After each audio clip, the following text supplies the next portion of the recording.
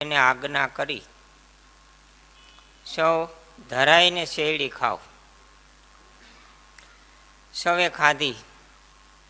મહારાજ પણ થોડાક માદળિયા જીમા.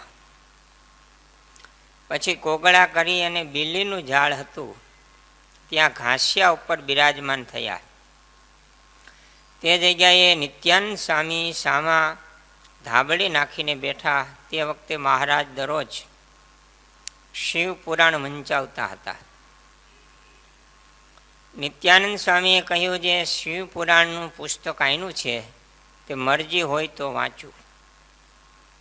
મહારાજ કહે, વાંચો. તે વાંચવામાં શંકરને માથે બીલીપત્ર ચડાવવાનું મહાત્મ્ય આવ્યું. તે વખતે મહારાજે શંકરને સંભાળ્યા. એટલે શંકર મૂર્તિમાન આવીને ઊભા રહ્યા. મહારાજને પગે લાગી ચરણારવિંદ હૃદયમાં લીધા. પછી શંકરને મહારાજ કહે, તમને બીલીપત્ર ચડાવવાનું મહાત્મ્ય આ પુરાણમાં બહુ આવ્યું છે, માટે અમારે તમારી પૂજા કરીને બીલીપત્ર ચડાવવા છે. ત્યારે શંકર કહે, હે મહારાજ, હું તો તમારો દાસ છું, માટે મારી પૂજા હોય નહીં. મહારાજ કહે, અમે મનુષ્ય દેહ ધારણ કર્યો છે. તમે અમારા અત્યંત ભક્ત છો અને અમારા સ્વરૂપમાં લીન થઈ જાઓ છો, માટે પૂજા કરવી જોશે.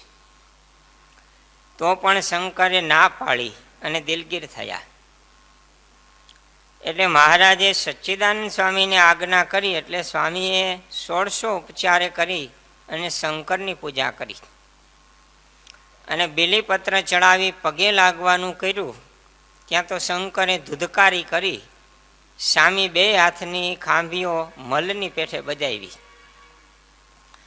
તેમજ સચ્ચિદાનંદ સ્વામીએ પણ 2 હાથની ખંભીઓ બજાવી અને ધુધકારા કર્યા. 2 જણાના સામસામા ધબાકા લાગવા માંડ્યા. એકબીજાને પડકારા કરી ખૂબ કુસ્તી કરી. સર્વે માણસો કહે, પરદેશી યોગી સાથે સચ્ચિદાનંદ સ્વામી મલ કુસ્તી કરે છે. પછી સચ્ચિદાનંદ સ્વામીએ શંકરને બથમાં ઘાલી માથા ઉપર ફેરવી અને પડતા મૂકવાનું કરે છે. ત્યાં શંકર કહે, જય સચ્ચિદાનંદ, તમે જીત્યા. પછી સચ્ચિદાનંદ સ્વામી હેઠા મેલીને પગે લાગ્યા અને હસ્યા. તે જોઈને મહારાજ પણ ઘણા પ્રસન્ન થયા. શિવજી મોટા દેવ છે, છતાંય મહારાજનો મહિમા કેટલો સમજે છે. મહારાજે કીધું, તમે મોટા ભક્ત છો, અમારા સ્વરૂપમાં એ જોડાઈ જાઓ છો, એકાત્મ ભાવને પામી જાઓ છો, પૂજા કરવી છે. તો કે મારી પૂજા ન હોય. મહારાજ કે મેં મનુષ્ય દેહ લીધો છે એટલે કરવી. તો કે ના, તોય નહીં. સચ્ચિદાનંદ સ્વામીએ કરી. બીલીપત્ર ચડાવવા ગયા તોય ના પાડી. પછી થોડીક વાર કુસ્તી કરી અને એમાં સચ્ચિદાનંદ સ્વામી જીતા.